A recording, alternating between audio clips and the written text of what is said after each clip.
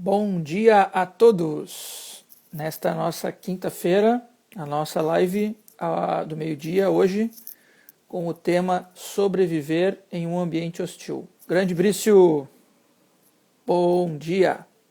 Agora boa tarde, obrigado por você estar aí, prestigiando o nosso trabalho. Que bom! Tem bastante gente lá da nossa turma da 357 que está aí, estou muito feliz. Encontrei muita gente aí no Instagram também, da nossa turma. Estou muito feliz. A Paula, bom dia. Também a Paula querida chegou. Hoje nós vamos ter esse tema, né? Sobreviver em um ambiente hostil. Estou dando um tempinho para o pessoal chegar, mas desde já agradeço muito vocês aqui. Essa live vai ficar gravada no IGT TV, que é um dispositivo dentro do Instagram que vocês podem acessar, quem quiser ver. Mas acho uma coisa legal também essa modalidade do ao vivo, que é bom porque interage com as pessoas, vocês sentem também um pouco, e eu sinto um pouco vocês também. Isso é uma coisa muito saudável, muito boa. Vamos lá, começar um pouquinho aos poucos, nesse dia frio e chuvoso de Porto Alegre. Mais um dia frio e chuvoso, essa semana foi toda assim. São tempos complicados, né, pessoal? Nós sabemos muito bem. Tempos que falam de uma condição nova da humanidade, né? Que, bens a Deus, vai ser um período e que nós vamos poder, com o tempo, poder recriar a humanidade de um jeito melhor, mais positivo. Quando eu digo melhor, não estou sendo otimista, eu estou sendo realista, né? O que é um jeito melhor? É da gente poder nos cuidarmos melhor, né? Nós conhecermos melhor. E isso é a realidade, né?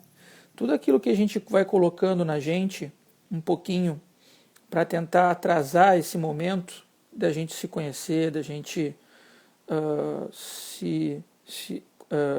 nos respeitarmos. Isso tudo que a gente vem colocando na nossa trajetória de vida é um pouco algo para a gente não pensar no que é difícil. Porque a gente não está pronto para pensar nas coisas que são mais difíceis.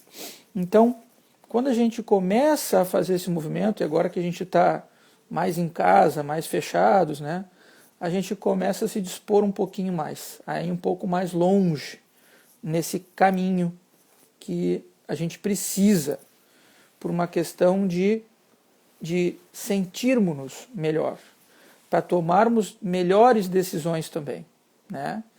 E a vida, né, nos coloca também bastante entretenimento, né, faz com que a gente se ocupe muito. Eu não sou contra o entretenimento, gosto muito, mas às vezes a gente bota mais o entretenimento do que a responsabilidade diante do mundo. E acho que isso aconteceu bastante. Por que eu estou falando isso, né? Porque às vezes a gente é colocado em situações que a gente realmente não queria estar, né? O oposto do entretenimento, né? O ambiente hostil, né? A gente às vezes é colocado em uma situação familiar, por exemplo, que a gente não entende bem por que é desse jeito. A gente não entende bem os silêncios das perguntas que nós fazemos. A gente não entende bem os comportamentos atravessados, os jeitos de olhar sem compromisso, sem sentimento.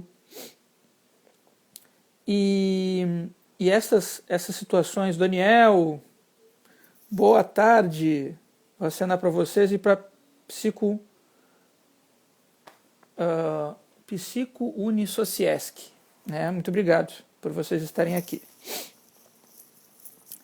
E essas situações dessas pessoas que são da nossa família, que a gente não encontra, né? Carolina Soares, oi.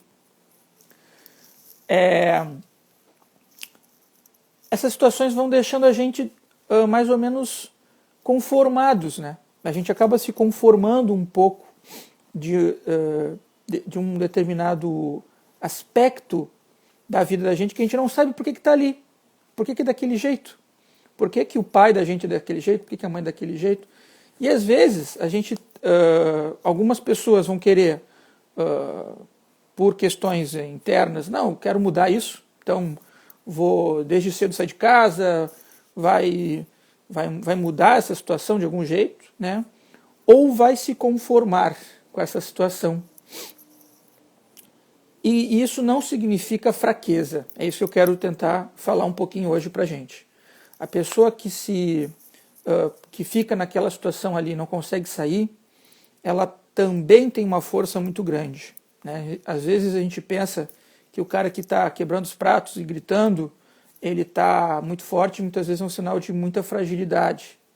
Agora, aquele que fica mais ali paradinho, quietinho, ele também está aprendendo muito sobre aquela situação ali familiar difícil, às vezes aquela violência que também não consegue ainda ser metabolizado de um jeito a procurar ajuda, procurar como se conhecer, né? E eu queria trazer aqui um exemplo muito interessante de um psicanalista chamado Wilfred Bion, né?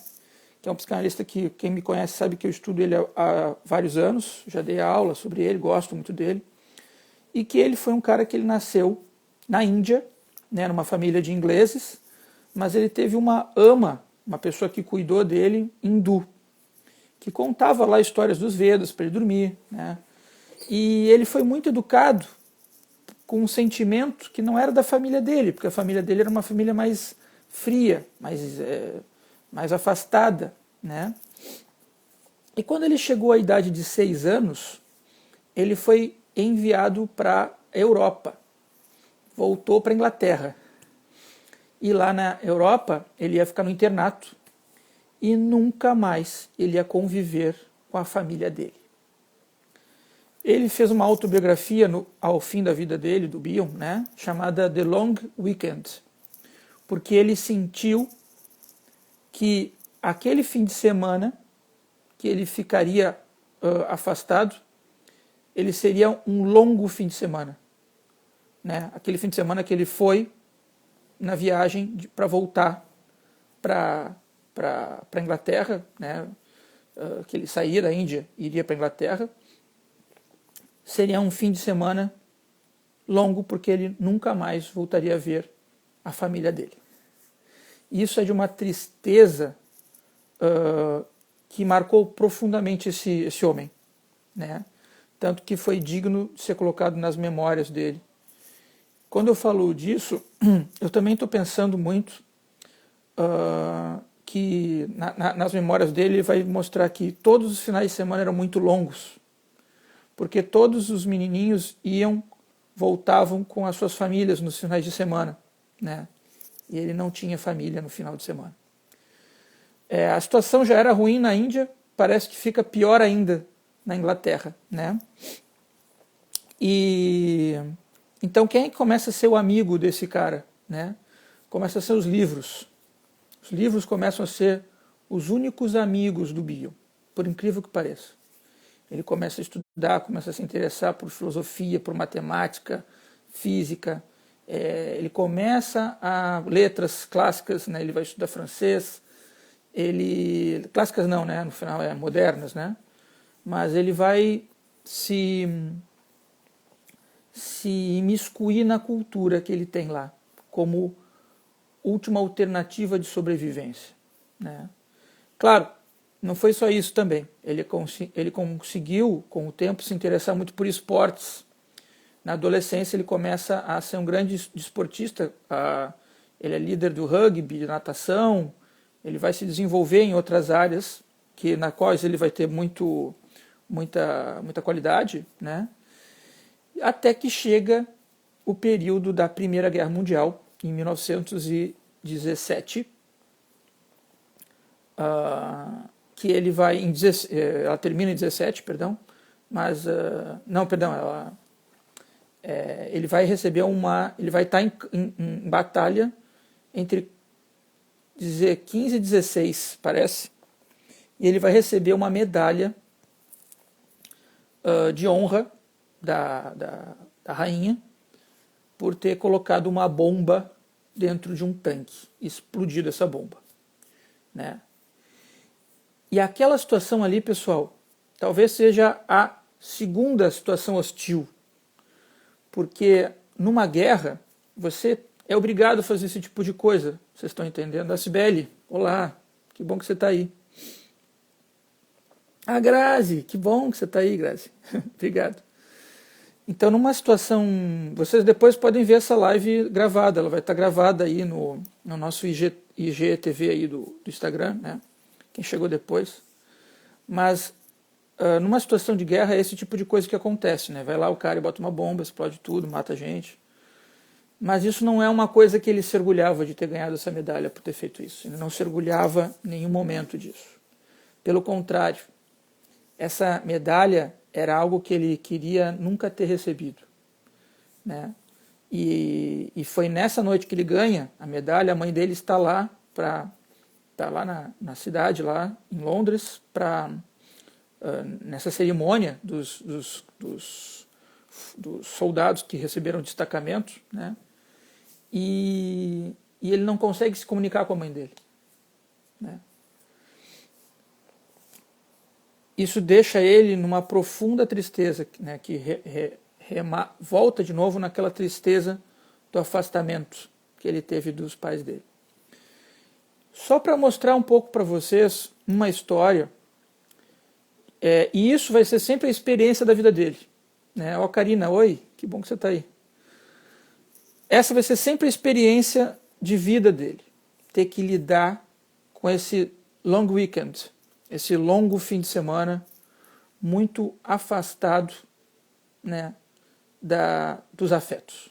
Lidar com uma experiência afetiva que vai se tornar algo para a vida toda dele.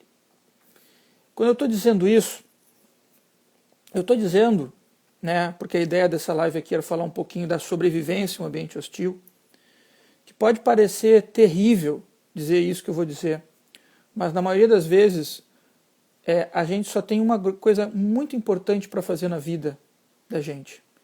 E às vezes é poder levar em consideração que a gente vai viver uma solidão muito forte.